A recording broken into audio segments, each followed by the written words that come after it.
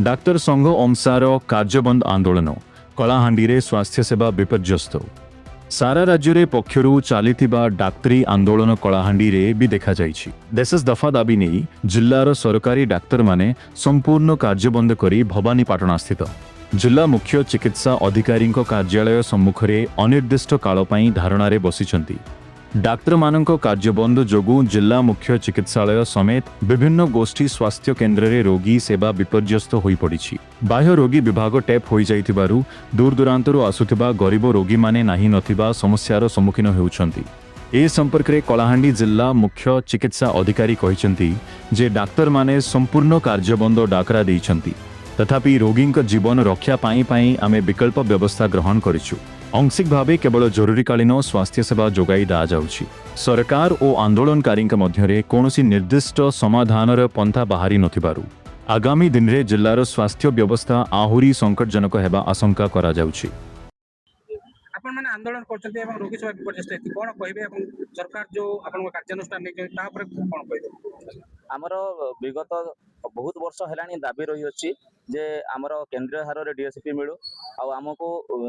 आमर जो KBK area जो माने काम करछन्ती स्वच्छ भाव जीवन निज जगह को जाकरी से चाकरी करि परिबे आमर जो 15 नंबर जो पे बैंड अच्छी ताकू हमको उच्छेद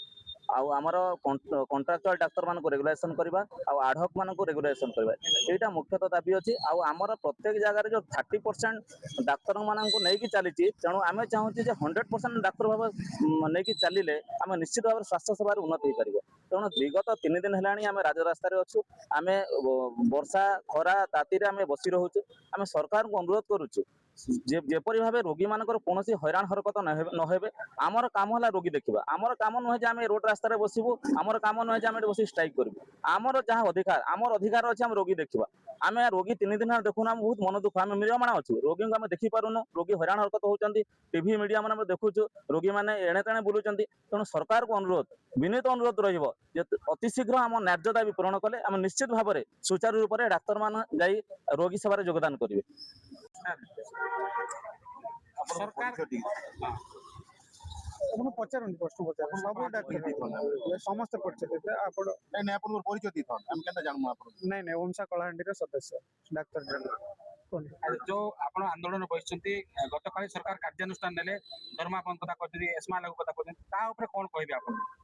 तापर आमे कहबो एस्मा तो बहुत आगरु लागि अछि बलवत्र अछि किंतु ओडिसा रो डाक्टर भाई भौनी माने ए खरा वर्षा रे बसिचंती जे पर्यंत सरकार आमर दाबी न शुणी एमती भी आम दाबी कौन बहुत गोटे बड़ कष्टकर दाबी नो न्याय दाबी जो गुड़ाक वर्ष वर्ष धरिकी सरकार पाखे माने उपेक्षित होगी रही आसी पूर्व सरकार रे ए सरकार रे मध्य तापरे जदि से माने न शुणिबे आमर एस्मा भी थाउ दरमा बंद हो जहाँ भी करंतु आमे ए राजरास्ता रे बसु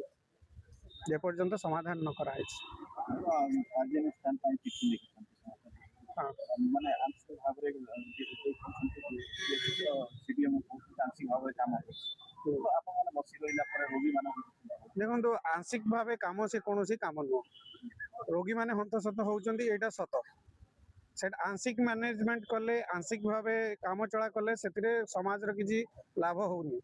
सरकार यथाशीघ्र